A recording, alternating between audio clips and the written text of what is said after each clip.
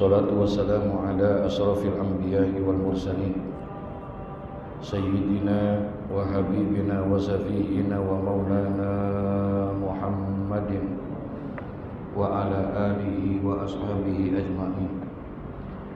Amma ba'du, qala Allah Ta'ala fi kitabihil karim wa huwa asdaqul qailin. Rabbi israh li sadri wa yassir li amri wahlul 'uqdatam min lisani yafqahu qawli. Rabbi yassir wa la tu'assir, Rabbi tammim bi khair. Subhanaka la ilma lana illa ma 'allamtana innaka antal alimul hakim. Wa la haula wa la quwwata illa billahil aliyyil azim. Qala Rasulullah sallallahu alaihi wasallam, afatud dini salasatun, faqihun fajirun wa imamun jairun wa mujtahidun jahilun. Rawahu Dailami an Ibni Abbas radhiyallahu anhuma. Hadis selanjutnya, yakni hadis yang diriwayatkan oleh Imam Dailami, didapatkan ini hadis dari sahabat Nabi yang bernama Ibnu Abbas atau Abdullah bin Abbas radhiyallahu anhuma. Abdullah ibnu Abbas ini bukan hanya sekedar sahabat Nabi, tapi beliau juga adalah secara nasab merupakan sepupunya Nabi Muhammad, karena ayahnya Nabi Muhammad itu adiknya daripada ayahnya Abdullah, yakni Abbas. Jadi nyambung dia, walaupun secara umur jauh berbeda antara Abdullah ibnu Abbas dengan Nabi Muhammad. Jadi ketika Nabi Muhammad meninggal dunia di usia 63 tahun, Abdullah ibnu Abbas kurang lebih umurnya sekitar 17-18 tahun. Jadi cukup jauh jarak daripada umur Rasulullah dengan Abdullah ibnu Abbas. Tapi dia termasuk daripada sahabat yang banyak menerima hadis dari Nabi Shallallahu Alaihi Wasallam karena kedekatannya dia. Dan beliau ketika wafat minta supaya dikuburkannya itu tidak di kota Mekah dan juga tidak di kota Madinah. Sementara banyak sahabat meninggal di kota Mekah dan kota Madinah. Beliau itu adanya di kota Taif, ya, di kota Taif. Jadi kurang lebih 150 km lah antara kota Mekah ke kota Taif di sana. Nah, itu karena ketawaduannya beliau, karena kerendahan hatinya beliau. Nah, beliau banyak menerima hadis. Salah satu di antara hadis itu, di mana yang dia dapatkan, berkata Rasulullah sallallahu alaihi wasallam, afatud dini salasatun, binasanya agama itu dengan 3 sebab. Luputnya, hilang dan rusaknya agama itu 3. Masya Allah. Jadi satu masa nanti agama itu akan hilang, akan rusak, bahkan akan binasa agama itu. Bukan Islamnya yang hilang, bukan agamanya yang hilang, tapi roh agama, ajaran agama itu nanti banyak ditinggalkan. Karena ada beberapa hal yang menyebabkan itu. Berdasarkan hadis ini 3. Agama itu akan hilang, agama itu akan rusak, agama itu akan binasa dengan 3 hal. Bukan Islamnya. Kalau Islamnya tetap insya Allah ada. Sebab kata Nabi, al-Islam ya'lu wa la yu'la alaih. Islam itu tinggi dan tidak ada yang bisa menandingi. Tapi ajaran Islam lambat laun lama-lama hilang. Ya, lama-lama hilang. secara pribadi, secara keluarga, secara masyarakat, bahkan secara kota dan negara bisa jadi hilang. Masya Allah. Jangan sampai kita mengalami situasi dan kondisi yang seperti itu. Alangkah tidak bisa kita bayangkan kayak apa hidup kalau seandainya tidak ada nilai-nilai dan ajaran-ajaran agama di dalam kehidupan kita. Kalau seandainya itu tidak ada, kayak apa ini rusaknya. Ini aja ada ajaran agama, sekarang rusak apa belum? Halo?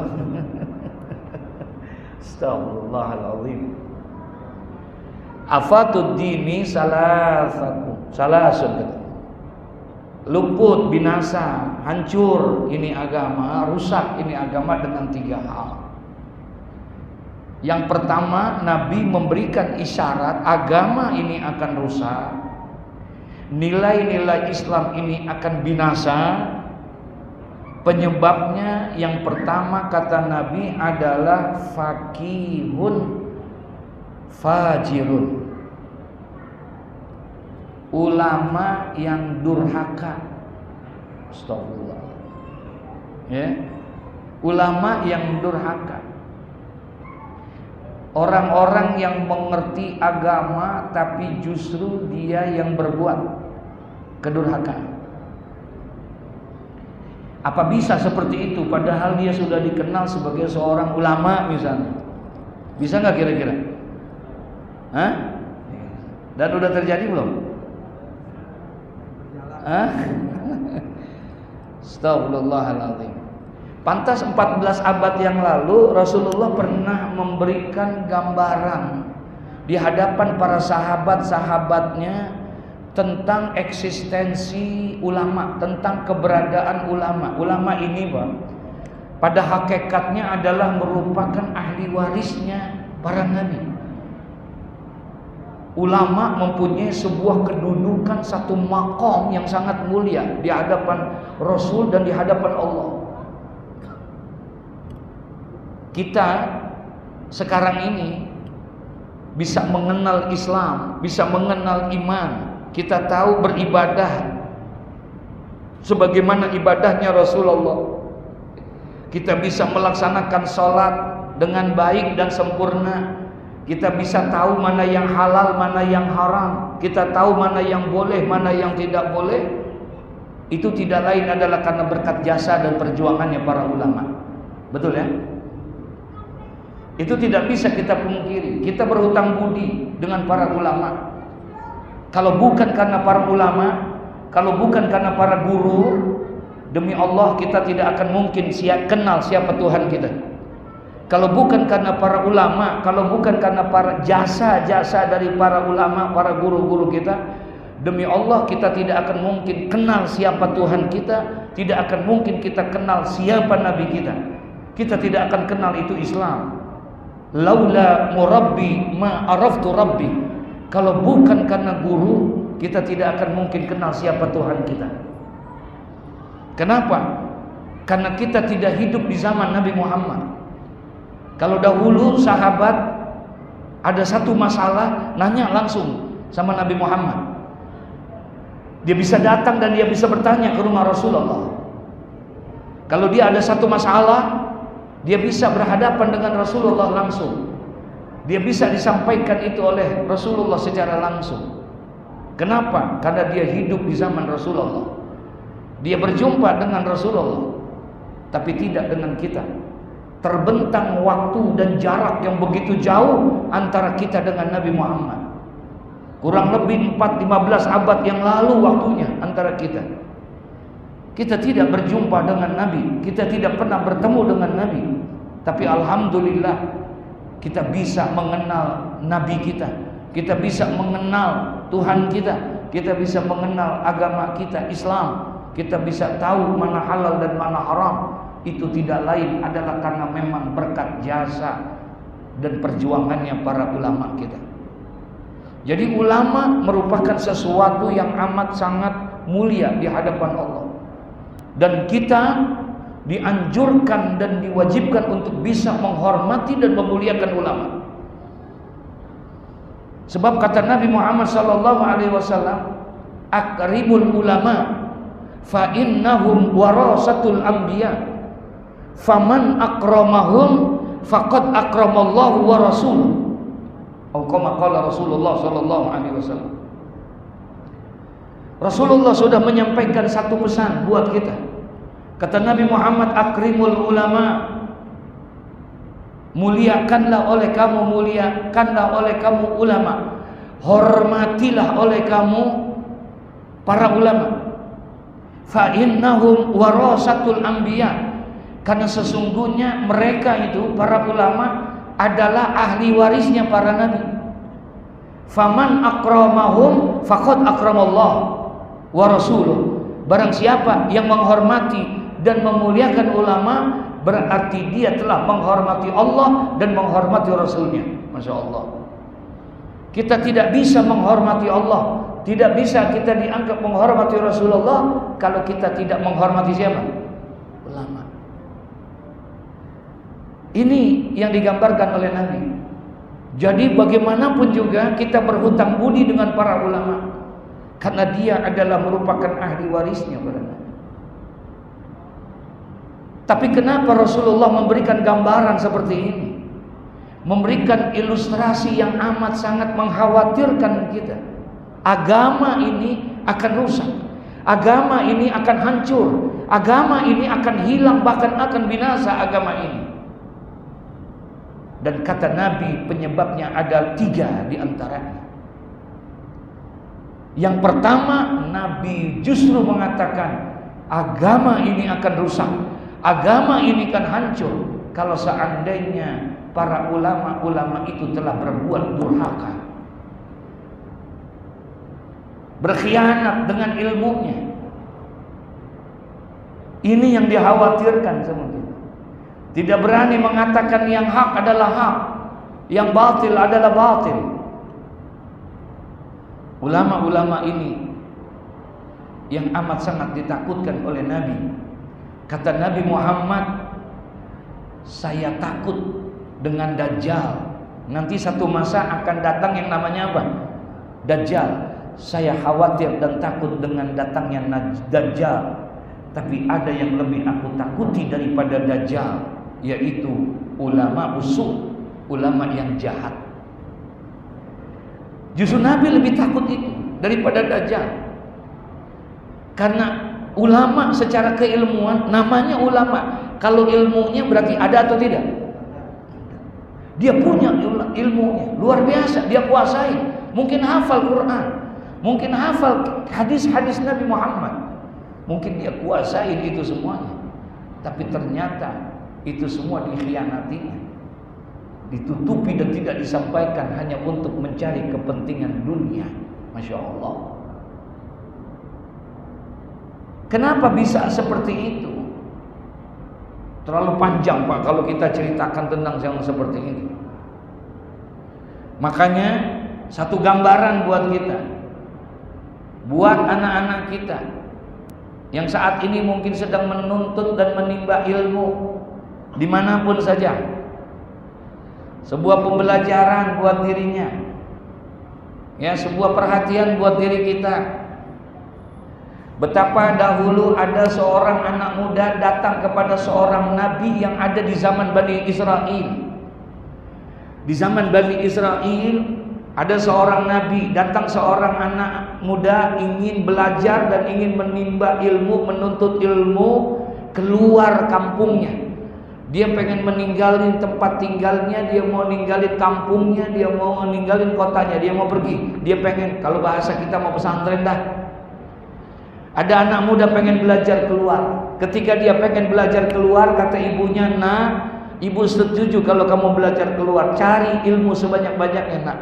Tapi sebelum engkau belajar ke sana, cobalah engkau minta nasihat, minta dawuh, minta ujangan daripada seorang nabi yang ada. Datanglah kamu kepada dia, mintalah nasihat." Maka datanglah anak muda ini. Kemudian dia meminta mendatangi nabi tersebut. Dia sampaikan maksud dan tujuannya. Dia pengen belajar keluar, dia pengen menuntut ilmu. Kemudian ulama itu, nabi itu berpesan apa? Ya fata, wahai anak muda, Ana u'izuka bisalatsin. Aku ingin memberikan nasihat kepadamu dengan 3 hal. Sebelum engkau berangkat nak, sebelum engkau belajar menuntut ilmu jauh di sana, aku hanya ingin menitipkan kepada engkau, ingin menasehati engkau dengan 3 hal saja. Apa? Yang pertama, jagalah dirimu itu selama menuntut ilmu itu, khafillah fi sirri wa alaniyah. Tanamkan dalam dirimu nak, sejak sekarang engkau ingin menuntut ilmu itu, tanamkan di dalam dirimu rasa takutmu kepada Allah. Baik dalam keadaan sendiri ataupun dalam keadaan beramai-ramai, dalam keadaan sunyi ataupun dalam keadaan banyak orang, di mana saja, kapan saja, selama engkau menuntut ilmu, tanamkan di dalam dirimu khafillah fi sirri wa alaniyah. Tanamkan rasa takutmu kepada Allah. Kalau itu sudah kamu tanamkan dari sejak dini, engkau belajar, engkau menuntut ilmu, maka kelak ketika engkau menjadi orang alim, ketika engkau berhasil di dalam ilmumu menjadi seorang ulama, sukses engkau, maka insya Allah engkau menjadi orang alim, seorang ulama, orang yang sukses apa saja dengan ilmu itu, engkau pasti akan merasa takut kepada Allah Subhanahu wa ta'ala. Subhanallah. Tanamkan dalam dirimu rasa takut kepada Allah. Sekarang ini terlalu banyak orang pinter tapi tidak takut kepada Allah. Ada enggak? Banyak orang yang pinter, kalau dari sisi keilmuan, Masya Allah, luar biasa kita. Ngelihat titelnya aja panjangnya bukan main tuh. Ngelihat titelnya aja luar biasa panjangnya tuh titel, tapi ternyata tidak ada rasa takutnya kepada Allah Subhanahu wa ta'ala. Nih zamannya. Begitu juga di dalam konteks ilmu keagamaan. Bicaranya luar biasa, ilmunya luar biasa. Quran hafal. Mungkin bukan 30 juz, 34 juz kali. Quran dia hafal, semuanya hafal, bahasa Arabnya jago, baca kitabnya juga luar biasa. Tapi lihat, ketutup itu semua dengan hubbud dunia, dengan dunia yang ada pada dirinya. Allahu Akbar. Ini yang dikhawatirkan. Rusak itu agama, binasa ini akan agama hilang. Nilai-nilai agama akan hilang ketika pada saat seorang ulama menjadi faqihun fajirun, ulama yang durhaka, orang yang berilmu tapi dia berbuat kedurhakaan. Tidak lagi dia mengamalkan ilmunya, bahkan dia mengkhianati ilmunya. Dia putar balikan itu sesuai dengan pesanan. Yang halal bisa jadi haram, yang haram bisa jadi halal. Diputar balikan itu semua dengan dalih-dalih agama, dengan bahasa agama, dengan retorika agama. Dia putar balikan itu semua. Dan itu sudah begitu banyak terjadi di sekitar kita. Ini yang susah buat kita sekarang, ngebedainnya, betul ya? Ngebedainnya susah. Kalau pakai peci, emang dua-duanya pakai peci. Pakai sorban, emang dua-duanya pakai sorban. Susah kita ngebedain. Tinggal kita lihat bagaimana tutur katanya dan perbuatannya. Itu yang kita perlu perhatikan selalu. Ya Allah. Makanya berdoalah, kita minta sama Allah. Selain kita tanamkan rasa takut kita kepada Allah tadi itu, selama kita belajar, tanamkan rasa takut kita kepada Allah. Supaya apa? Supaya kelak nanti ketika engkau jadi orang yang alim, ketika engkau menjadi seorang ulama, sudah terbiasa di dalam diri kita takut kepada Allah Subhanahu wa ta'ala. Insya. Yang kedua, kalau kamu pengen belajar, silakan tuntut ilmu kemana saja, silakan. Di mana saja, silakan. Cari itu ilmu sebanyak-banyaknya. Tapi jangan lupa, amsik lisanak, jaga mulutmu. jangan sampai keluar dari mulut itu kecuali kalimatut thayyibah. Sekarang banyak orang yang berilmu, hebat ilmunya, tapi mulutnya kadang-kadang tidak mampu untuk menjaganya. Fitnah sana, fitnah sini, membongkar aib orang di sana, di sini dan lain sebagainya. Ini sekarang sudah banyak terjadi, saling hujat menghujat antara satu dengan yang lainnya, bahkan antara ulama yang satu dengan ulama yang lainnya. Udah terjadi belum? Kalau dari sisi keilmuan luar biasa, hebat. Nggak perlu diragukan lagi saudara, ilmunya luar biasa, mantap. Tapi karena dari awal, dari sejak dia menuntut ilmu, dari sejak dia menimba ilmu, tidak pernah ada rasa takut kepada Allah, nggak bisa menjaga apanya? Lisannya. Belajar tapi mulutnya kotor. Pesantren mah pesantren, menimba ilmu mah menimba ilmu, tapi kalau ngomong kasar, kalau ngomong kotor, menyakitin orang dan lain sebagainya. Lah, ketika dia menjadi orang yang berilmu, ketika dia menjadi sukses dengan keilmuannya, menjadi seorang ulamakah dia, menjadi seorang pemimpinkah dia, maka dia akan menjadi orang-orang yang mulutnya tidak mampu terjaga. Nah, bisa marah-marah mulu yang begitu. Kalau marah-marah doang masih mending banting-banting meja. Ada nggak yang begitu kira-kira ya? Astaghfirullahaladzim. Bukan orang bodoh Pak, orang pintar. Nih al-faqihul fajir. Hancur tuh agama. Rusak itu agama. Kalau sudah ulama-ulamanya seperti itu semua. Kalau ulama-ulama itu semuanya sudah seperti itu. Ini Jakarta saja Pak, udah terlalu banyak musibah. Ya, dan musibah yang paling berat buat di Jakarta ini, baik di seluruh 5 kota Jakarta ini saudara. Apa musibahnya? Bukan musibah bencana, bukan banjir, bukan kebakaran, bukan apa, musibah fiddin, musibah agama yang terjadi di Jakarta sedemikian rupanya saudara. Ya, sudah sulit. Sementara ulama-ulama yang menjadi panutan, pegangan kita dari semua sisi keilmuan, ternyata sekarang ini sudah banyak dipanggil oleh Allah Subhanahu wa taala. Betul. Sudah banyak yang dipanggil oleh Allah, ulama-ulama kita, guru-guru kita. Sudah susah kita untuk bisa hidup. Kalau penceramah banyak, tapi ulama yang menjadi inian kita. Kalau penceramah banyak enggak? Hebat-hebat banget ceramahnya, bicaranya luar biasa. Orang bisa nangis Pak dengerin ceramahnya dia. Orang bisa tertawa luar biasa dan biasa. Begitu hebatnya tuh retorika yang dia bawa. Tapi ternyata nol dalam sisi keagamaan. Ini yang Rasulullah pernah memberikan gambaran. Apa kata Rasulullah? Sayati zamanun ala ummati. Nanti akan terjadi satu masa pada umatku, kata Nabi Muhammad. Kasirun minal khutbah wa qalilun minal fuqaha. Nanti kata Nabi, satu masa akan terjadi pada umatku, di mana pada masa itu kasirun minal khutbah. Di masa itu banyak sekali para penceramah-penceramah. Khutbah itu adalah penceramah-penceramah.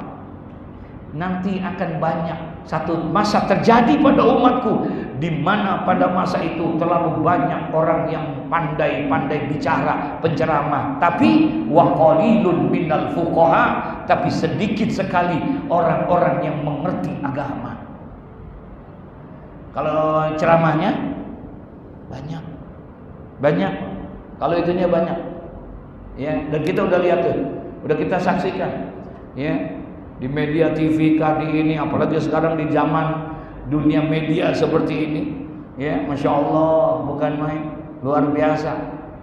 Dia bikin dengan berbagai macam caranya, ya. Jangan jaga lisan. Yang ketiga katanya, kalau kamu mau menuntut ilmu, supaya jangan sampai menjadi ahli ilmu yang durhaka, jangan sampai menjadi seorang alim, seorang ulama yang durhaka, yang mengkhianati ilmunya. Takutlah kamu kepada Allah. Yang kedua, jaga lisanmu. Dan yang ketiga, wanzur khubzaka, perhatikan makanmu.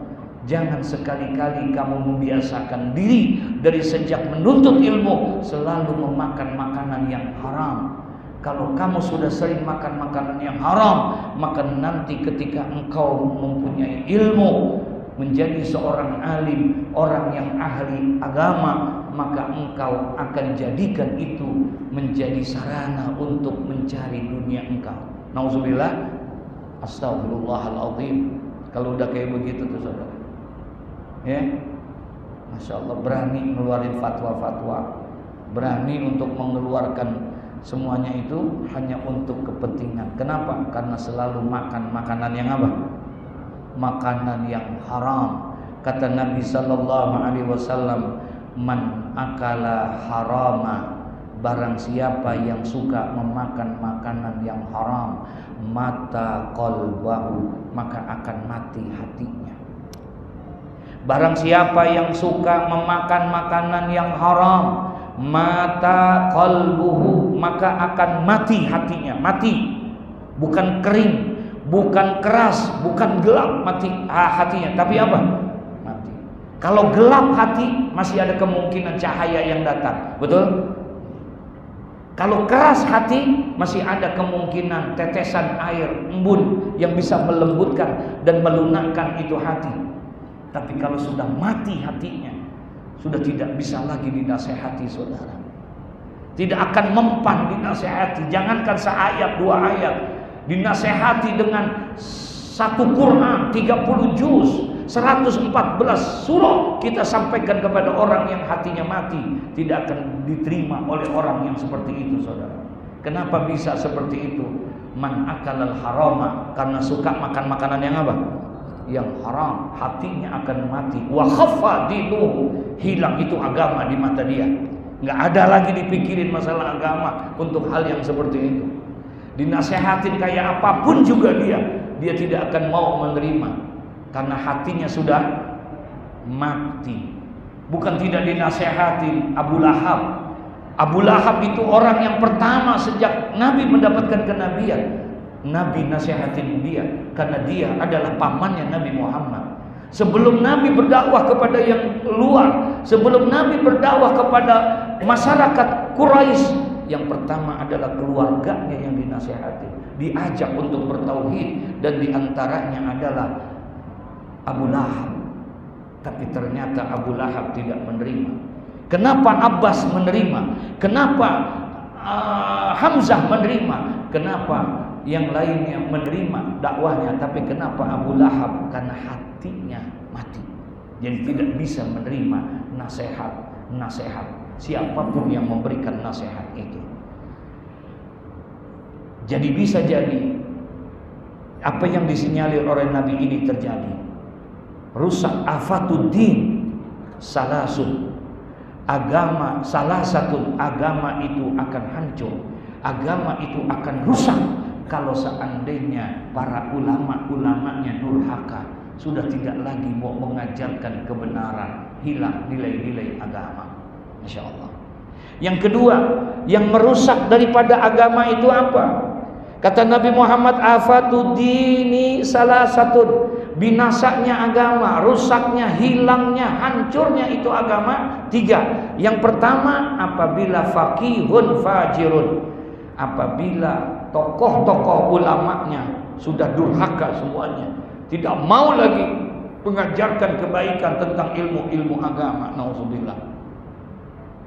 Yang kedua, kata Nabi, agama itu akan rusak. Wa imamun jairun, agama itu akan rusak, agama itu akan binasa di satu tempat, di satu kampung, di satu kota, di satu negara. Agama itu akan hilang apabila ulamanya sudah rusak. Yang kedua, wa imamun jairun, kalau pemimpinnya zalim, tidak peduli dengan urusan agama. Nauzubillah. Hancur dah tuh. Ulamanya rusak, pemimpinnya zalim. Kira-kira bagaimana deh? Satu paket dah. Betul? Rusak udah Pak. Mau bagaimana kondisi keadaan satu negara, satu kampung, satu kota, itu semua terletak dari siapanya? Pemimpinnya. Sebaik apapun rakyat itu, rakyatnya taat, ibadahnya bagus, nggak pernah berbuat macam-macam dan lain sebagainya, tapi pemimpinnya zalim, maka akan hancur juga, Pak. Betul? Akan hancur juga. Separah-parahnya rakyatnya nggak pernah ibadah, nggak pernah taat, nggak pernah melaksanakan perintah agama, tapi pemimpinnya baik, punya kepedulian sama agama, maka insya Allah akan jadi baik juga itu keadaan. Semua tergantung dari siapanya? Pemimpinnya. Kalau pemimpinnya punya kepedulian seperti itu, insya Allah. Dulu di Jakarta Utara sana ada satu tempat namanya Alexis. Pernah dengar nggak? Pernah dengar apa pernah datang? Hah?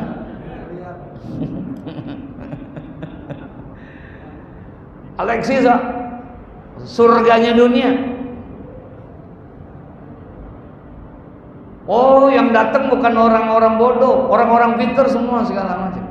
Begitu kokohnya itu dan begitu amannya gitu, luar biasa. Kami para ulama, maaf tahadusan binima, bukan sekali dua kali itu menggerebek itu, mendatangin itu dan lain sebagainya. Belum lagi dari laskar-laskar kepemudaan Islam kita datengin, bukan seorang, dua orang, 10, bukan ratusan, ribuan kita datangin, tetap nggak bisa. Betapa susahnya kita untuk menunjukkan gitu. Padahal yang datang ulama-ulama besar di Jakarta pada saat itu, kita datang, kita ini kan nggak bisa. Dasarnya. Tapi Pak, ketika ada seorang pemimpin punya kepedulian tentang itu, nggak perlu pakai bawa-bawa ulama, nggak perlu pakai bawa laskar, nggak perlu segala macam, cukup pakai pulpennya doang. Paham nggak maksudnya? Pakai pulpennya doang, bikin surat, tanda tangan, tutup. Ini pemimpin nih. Itu Jakarta Utara lagi ada namanya Jakarta Islamic Center. Jakarta Islamic Center di Jakarta Utara. Tahu nggak tuh? Itu masjid besar, kurang lebih 11 hektar. Sekarang Pak, itu jadi Jakarta Islamic Center, pusat daripada keislaman, peradaban Islam Indonesia ada di situ. Sekarang, dulunya apa? Keramat Tunggak. Tahu Keramat Tunggak? Kalau ke sana malam apa, Pak? Astagfirullahaladzim. Itu Keramat Tunggak. Disulap, Pak. Luar biasa. Dengan siapa? Sutioso? Bukan. Dengan gubernur. Jabatannya, bukan Sutiosonya. Bukan karena Sutiosonya, tapi karena apanya? Karena jabatannya, karena kekuasaannya bisa dirubah. Coba sekarang Sutioso suruh berubah, bisa nggak? Jangan lagi itu yang gede, yang kecil aja nggak bisa. Kenapa? Karena tidak punya kekuasaan. Jadi kekuasaan itu mempunyai pengaruh yang luar biasa. Islam akan hilang. Afatud dini salasatun, rusak agama, binasa agama, hilang itu nilai-nilai agama. Punya 3 perkara kata Nabi Muhammad. Yang pertama, kalau ulamanya udah menjadi ulama-ulama yang jahat, ulama yang durhaka, ulama-ulamanya yang selalu memutarbalikan fakta, halal jadi haram, haram jadi halal. Kalau ulamanya sudah seperti itu, sudah terbius dengan kehidupan dunia, tertutup agamanya dengan dunia, akan hancur itu agama. Yang kedua, yang menghancurkan agama, yang merusak agama, apa? wa imamun jair, pemimpin yang zalim. Lawan kata zalim apa? Lawan kata zalim tidak zalim. Betul ya. Zalim lawan katanya adil.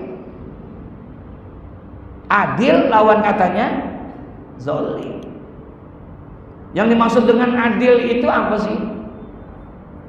Adil itu dalam definisi agama wad'u syai' fi mahaliha, menempatkan sesuatu pada tempatnya. Itu adil namanya. Menempatkan sesuatu pada tempatnya. Kalau yang namanya zalim, lawan katanya wad'u syai' fi ghairi mahaliha, menempatkan sesuatu bukan pada tempatnya. Itu zalim namanya. Pintu, ini pintu ini adalah buat masuknya orang dan buat keluarnya orang. Kalau ada orang masuk lewat pintu, keluarnya lewat pintu, itu namanya apa? Hah? Adil namanya. Dia tahu menempatkan itu. Masuk lewat pintu, keluar lewat pintu, adil tuh orang. Tapi kalau ada orang masuk lewat pintu, keluarnya lewat jendela,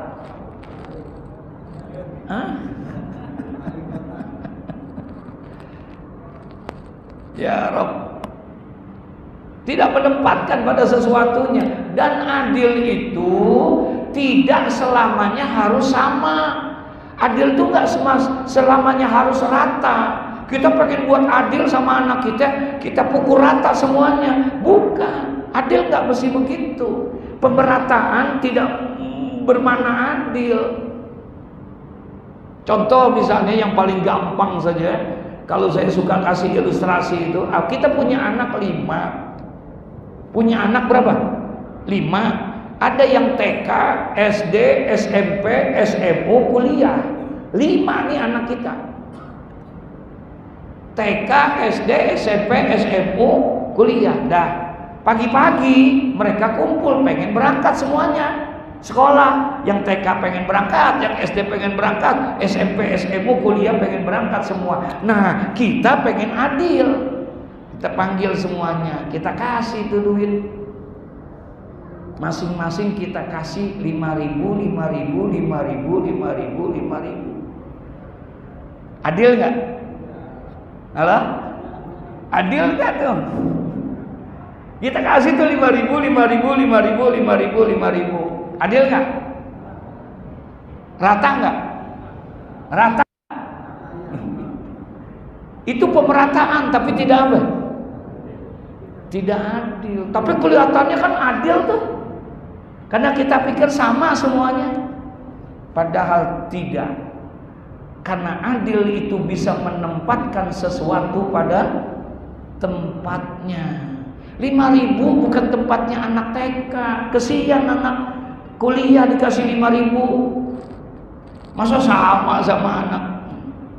Bukan pada tempatnya. Nah, kita dituntut apabila ada pemimpin yang zalim, itu menjadi satu kendala untuk hancurnya agama, binasanya, rusaknya agama. Saya nggak bisa bayangin Pak, kalau seandainya andai katanya ada pemimpin yang tidak lagi mau peduli sama agama, ada pemimpin yang komunis, anti Tuhan, yang tidak mau pada agama. Andai kata itu terjadi, nauzubillah min dzalik, dikeluarkan itu pernyataan, dilarang pengajian di mana-mana. Tidak boleh ada pengajian di masjid, tidak boleh pengajian di musola, tidak boleh pengajian di kantor-kantor, tidak boleh keluar itu dari Menteri Pertahanan, dari Menko Polham, dari Presiden mengeluarkan itu. Kira-kira ada yang berani nggak? Ada yang berani nggak? Nggak ada yang berani, saudara. Hilang agama. Keluar lagi peraturan, tidak diperbolehkan suara azan keluar. Nah, mau bilang apa lagi? Hilang lagi perlahan-lahan. Semua tergantung dari pemimpinnya. Pertama, nggak boleh kedengaran keluar suara orang, suara keluar, pakai suara dalam aja. Kita pakai suara dalam, lama-lama tidak diperbolehkan, nggak boleh pakai speaker. Maka akan hilanglah agama kalau pemimpinnya seperti itu. Mudah-mudahan ke depan ada pemimpin yang lebih baik lagi gitu, saudara. Buat kemaslahatan agama. Gitu. Saya ada rencana mau nyalonin presiden, udah ditutup. Astagfirullahaladzim. Nah, 2. Ada berapa tadi? Ada berapa? 3. Yang pertama kata Nabi Muhammad, afatuddin salah satu. Ini hadis nih, masya Allah nih, luar biasa. Singkat tapi tajam nih. Binasanya agama, rusaknya agama, pertama dengan para ulama-ulama yang durhaka, ulama-ulama dunia, ulama usul, ulama yang jahat. Yang kedua, rusak ini agama, hilang ini nilai-nilai agama ketika imamun jair, para pemimpinnya zalim, pemimpinnya tidak peduli dengan urusan agama. Yang ketiga, wa mujtahidun jahilun, para mustahid, para pemberi fatwa tapi dia bukan ahlinya, jahilun, justru orang yang bodoh. Sekarang ini banyak para mujtahid ngaku dirinya menjadi mujtahid, tapi ternyata jahilun, orang yang bodoh, nggak ngerti agama tapi ngomongin masalah agama. Kalau bahasanya Kiai Haji almarhum Ustaz Zainuddin MZ itu, kalau pernah kita dengar, beliau suka ngomong begini, saat ini banyak orang yang bicara bukan pada makomnya. Sekarang banyak ayam yang menggonggong, sementara anjing berkokok. Saat ini kambing bukan mengembek tapi meong, sementara meong bukan mengeong tapi mengembek. Artinya apa? Orang sudah bukan bicara pada porsinya. Ahli ekonomi sekarang ngomongin agama. Udah terjadi belum? Ngeluarin fatwa lagi. Sekarang ini banyak orang-orang yang nggak ngerti agama tapi menyampaikan ajaran agama. Wa mujtahidun jahilun, hancur agama kalau ini sudah memberikan fatwa orang-orang yang bodoh. Orang yang bodoh memberikan fatwa, keluar fatwa. Datang bulan Ramadan, artis ngomong, saya selama sebulan terlalu banyak kegiatan saya syuting dari pagi sampai sore sampai malam, terus saya bekerja. Oleh karena itu sebulan ini saya tidak berpuasa. Saya cukup hanya untuk membayar kafarat saja, saya bayar fidyahnya saja. Jadi 1 kali saya tidak puasa, cukup saya memberikan 1 kali buat makan orang yang miskin. 1 kali makan miskin, berapa duit? 25.000 kali 30. Berarti selesai saya, tidak lagi perlu pakai puasa, cukup mengeluarkan itu, berarti Ramadan saya aman. Nih, keluar modelnya kayak begitu.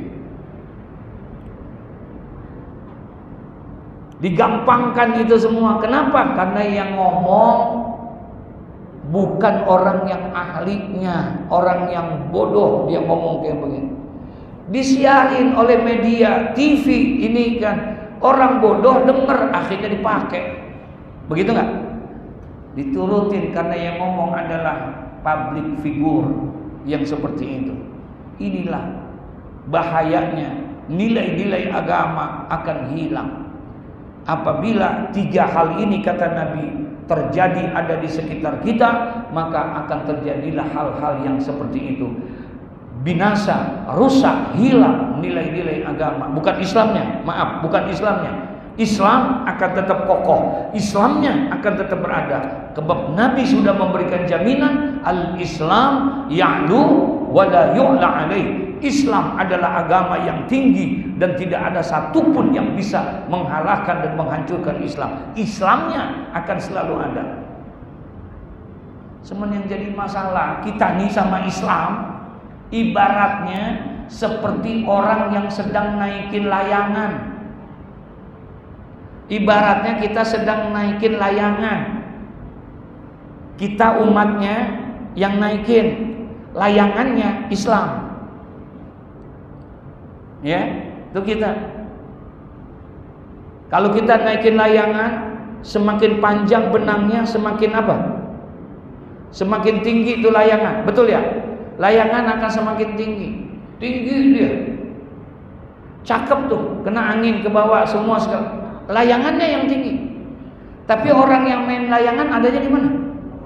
Di bawah. Islamnya tinggi, tapi umatnya ada di bawah. Itu posisi kita. Seharusnya kita seperti orang yang membuat pesawat. Ketika jadi itu pesawat, kemudian kita pengen naikin itu pesawat, kira-kira pesawat bisa naik gak kalau nggak ada orangnya? Dia mesti ada, pilotnya mesti ada. Pesawatnya tinggi, orangnya pun naik yang bikin tinggi bersama pesawat itu. Begitu seharusnya. Bukan seperti orang yang sedang bermain layangan. Tinggi layangannya, tapi ternyata di bawah orang yang bermainnya. Tidak seperti orang yang membuat pesawat. Setelah jadi pesawat, dia naik pesawat, kemudian tinggi pesawatnya, dia pun juga ikut apa? Ikut tinggi. Begitulah seharusnya antara umat Islam dengan Islam. Islamnya tinggi, umatnya juga harus tinggi.